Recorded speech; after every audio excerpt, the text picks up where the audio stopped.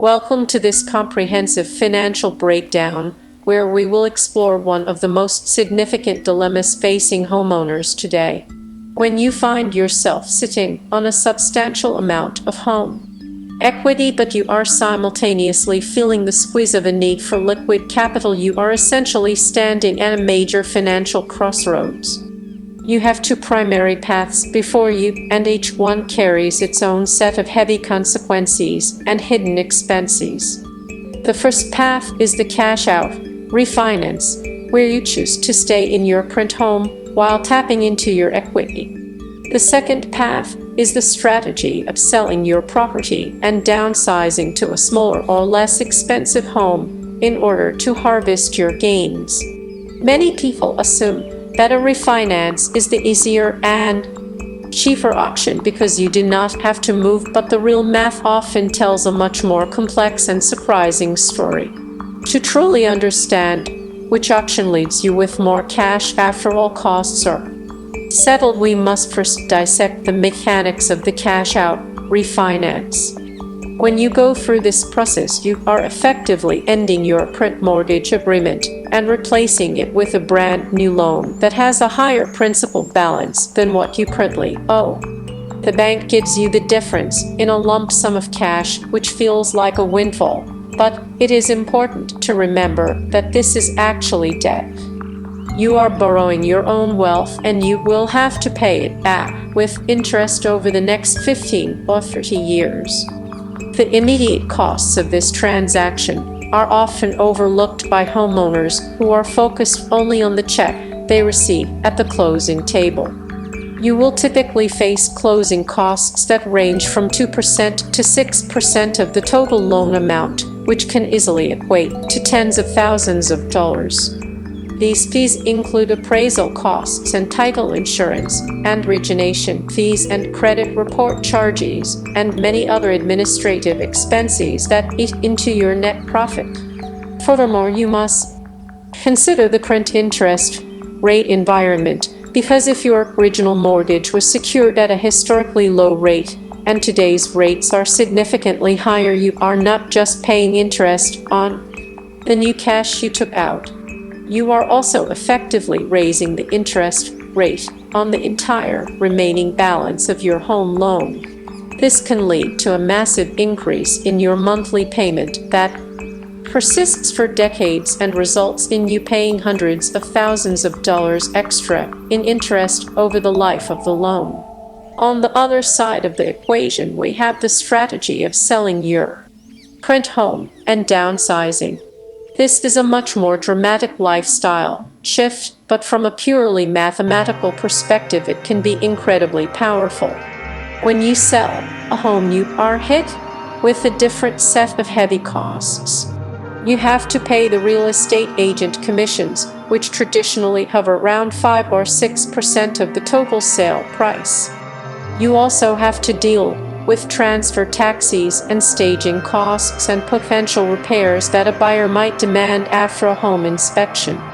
Then there is the physical and financial cost of the move itself, including hiring movers and buying new furniture for a different space, and perhaps paying for temporary storage. However, once the dust settles and the sale is finalized, you are often left with a very large stack of cash. If you then take that cash and purchase a smaller or more affordable home, you might find that you can buy the new property outright without any mortgage at all. This completely eliminates your monthly mortgage payment and frees up your entire income for investing or retirement or travel. When you compare the long-term wealth accumulation of having no mortgage versus the long-term debt obligation of a cash-out refinance, the downsizing option often wins by a landslide. We must also consider the impact of property taxes and homeowners insurance and ongoing maintenance, which are all factors that heavily favor the downsizing route. A larger and more expensive home will always carry higher tax assessments and higher insurance premiums and more frequent repair needs. When you downsize, you are not just capturing equity, but you are also lowering your monthly overhead for the rest of your life.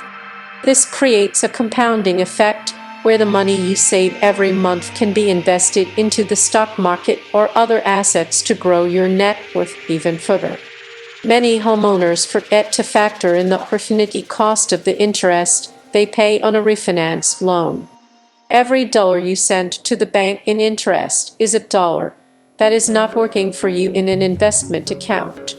Over a 20-year period, the difference between paying interest on a large mortgage and earning interest on a large investment portfolio can result in $1 million swing in your total net worth. There are also tax implications to consider in this comparison. In many jurisdictions, the capital gains from the sale of a primary residence are exempt from taxes up to a certain limit, which allows you to keep almost all of your profit. With the cash out refinance, the money you receive is not considered income, so it is not taxed immediately, but you are still stuck with the long-term debt burden. You must ask yourself if you are willing to trade your future financial freedom for the convenience of staying in your current neighborhood. For some people, the emotional connection to a home is worth the extra cost, but for those who are focused on maximizing their cash after all expenses are paid, the math usually points towards selling and moving to a more efficient living situation. In conclusion, the decision between a cash out refinance and downsizing depends on your long-term goals and your willingness to undergo a major life change. If you choose to refinance, you are choosing convenience and familiarity, but you are paying a very high price in the form of interest and closing costs and prolonged debt. If you choose to sell and downsize, you are choosing a more difficult short-term transition that leads to a much more stable and lucrative long-term financial position. The real math shows that downsizing almost always leaves you with more actual cash in your pocket when you look at the total picture over the next 10 to 20 years. You must look past the immediate lump sum and see the total cost of ownership and the impact on your monthly cash flow before you sign any documents. When we sit down to analyze the true financial trajectory of a homeowner standing at the edge of a major equity decision, we must look far beyond the simple surface numbers that a bank or a real estate agent might present to you during an initial consultation. The choice between a cash-out refinance and the act of selling and downsizing is not merely a choice of where you will sleep at night, but it is a choice that will dictate the velocity of your wealth accumulation for the next several decades of your life. Let us begin by looking at the granular math of the cash-out refinance, which is often marketed as a seamless way to access your own money without the headache of moving boxes and changing zip codes. When you initiate a cash-out refinance, you are essentially performing a total reset of your financial clock. If you have been paying off your original mortgage for 10 years, you have likely already paid through the most interest-heavy portion of the amortization schedule.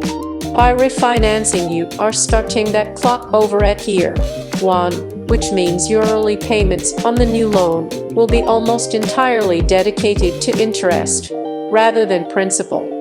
This hidden cost is a massive wealth killer that many